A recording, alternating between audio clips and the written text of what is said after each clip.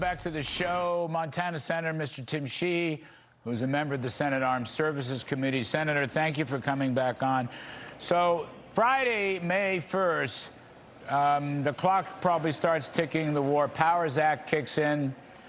Congress has 30 days if it wants to do something about it. I don't want them to do anything about it. I want them to leave it alone, leave the president alone. He's winning. He's doing a terrific job. America's military is doing a terrific job. We're coming down the home stretch. But what's going to happen? I mean, Democrats have been overly partisan on this. Is it anything going to change? Unfortunately, as you said, Larry, I think the Democrats are going to be pretty unified in their opposition. We have a 30-day extension, which, of course, gives the president another month to continue the pressure campaign. But I think what we're going to see on Capitol Hill is what we have seen for the last 60 days, which is pretty unbridled partisanship around this conflict. It's unfortunate because the Iranian Revolutionary Guard, the Quds Force, and all these savage terrorists will kill Democrats just as quickly as they will kill Republicans. They want death to America. They want to end our way of life. And the most important thing is we support our service members and we finish the job. We're almost done. We got to keep going. You know, it's just unimaginable to me, Senator, that the Senate and the Congress in general would not let this president finish the job, which is virtually finished. We're probably only a short time away. The mission has been accomplished. We're down to the short strokes. I mean, it's going to be unconditional surrender. It just, what are the facts? Is anyone going to look at facts on the ground, listen to what CENTCOM is saying, listen to what the War Department is saying? And by the by, study out, did I just hear, the whole thing's only $25 billion to begin with? I mean, on what grounds, on what basis are they going to try to stop this? On the basis that everything President Trump does, they want to do the opposite. The reality, Larry, as you know better than I, is this problem has bedeviled Democrat presidents just as it has Republican presidents. This has been 47 years, spanning 3 generations of Americans.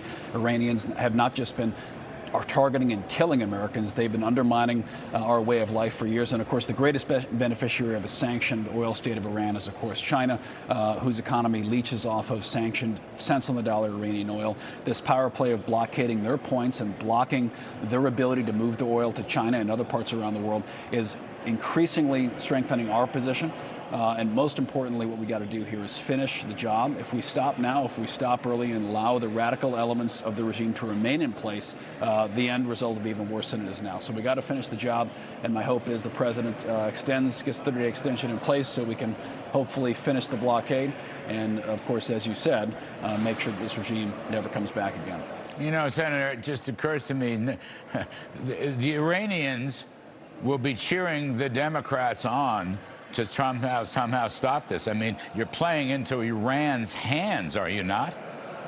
We are, and as I said, this is not a Republican or Democrat problem. This is an American problem and has been for half a century. I mean, remove Trump from the equation here and simply put any other American administration in the same shoes, where they have a murderous regime that is targeting, killing our people, killing our allies, and actively undermining every single American imperative around the globe, to include supporting Vladimir Putin's invasion of Ukraine, which, of course, the Democrats can never get enough money to support Ukraine, yet they refuse to take on the regime that actively supports the Russian war machine and has since the beginning of that war. So their rhetoric is inconsistent, their policy is inconsistent. The point is, these are the real bad guys. They have been for 50 years. We have the first president in 3 generations who's willing to take this problem on. There have been 6 presidents who, unfortunately, have chosen that they're going to kick the can on this. And President Trump is deciding he's not going to kick this can to a 4th generation of Americans. He's going to solve this problem. Let's finish the job.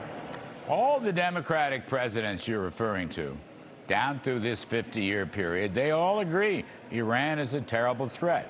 And, of course, you're right. President Trump's the first one to actually do something actionable about it. I mean, I think, Senator Sheehy, it would be tragic if the Senate, House, if the Congress tried to block this. I think it would just be tragic.